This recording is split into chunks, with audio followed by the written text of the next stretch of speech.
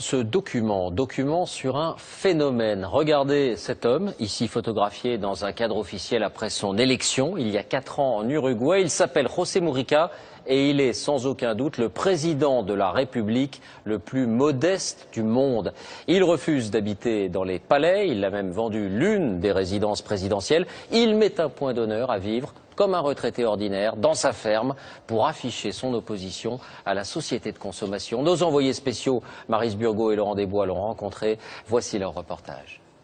La maison est tellement modeste qu'on se pince pour y croire. Et les vêtements du chef de l'État sont assez peu protocolaires. Ce matin-là, José Mujica, 78 ans, président de la République de l'Uruguay, nous reçoit chez lui en vieux survêtements. Ça fait 28 ans que je vis là.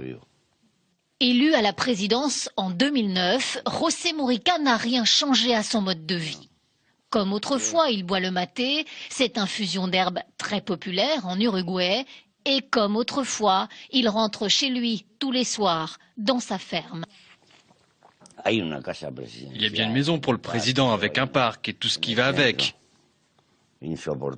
Insupportable. Si tu veux une tasse de thé, il faut marcher 200 mètres.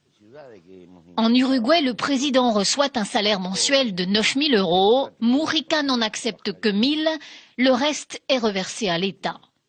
L'ex-guérillero d'extrême gauche est aujourd'hui un président totalement hors norme, un ovni politique façonné par ses années de prison sous la dictature militaire. J'ai dû vivre pendant 10 ans dans des conditions extrêmes. Et quand la nuit, j'avais un matelas pour dormir, c'était comme avoir gagné à la loterie. Alors j'ai appris à vivre avec rien. Je ne fais pas l'apologie de la pauvreté. C'est plutôt l'apologie d'une vie avec seulement ce qui est nécessaire. Chez les Mujica, pas de personnel de maison, la première dame se charge de la cuisine. Le racetisme n'est pas une façade. Ils prônent aujourd'hui tous les deux un socialisme matiné d'économie de marché et ils sont d'accord sur la place du couple présidentiel. Il y a eu des femmes de présidents qui ont joué ce rôle de première dame, mais moi je travaille, j'ai été élue sénatrice. Pour arriver jusqu'ici, il faut quitter Montevideo, la capitale de l'Uruguay, et emprunter ce chemin de terre rudimentaire. Entre 2 obligations présidentielles, Mujica donne volontiers un coup de main à ses voisins cultivateurs. Seul indice de la présence ici du chef de l'État, ces 2 officiers de sécurité.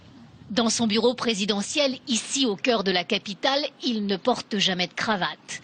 Un chef d'État atypique pour l'un des pays les plus stables d'Amérique latine.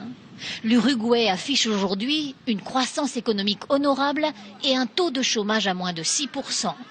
Mais c'est surtout dans les campagnes et les milieux les plus défavorisés que Mujica est très populaire. Pas d'avion privé pour ce président. Ce jour-là, il atterrit dans un appareil de la garde civile à Salto, au nord du pays. Il a troqué son survêtement contre un jean. Il vient inaugurer des logements sociaux pour des mères célibataires. Le président se laisse embrasser et photographier avec bonhomie. Ses gardes du corps ont ordre de ne rejeter personne. Il est un exemple pour nous. Avant lui, personne ne reversait son salaire, c'était même plutôt le contraire. On avait le sentiment qu'on nous volait.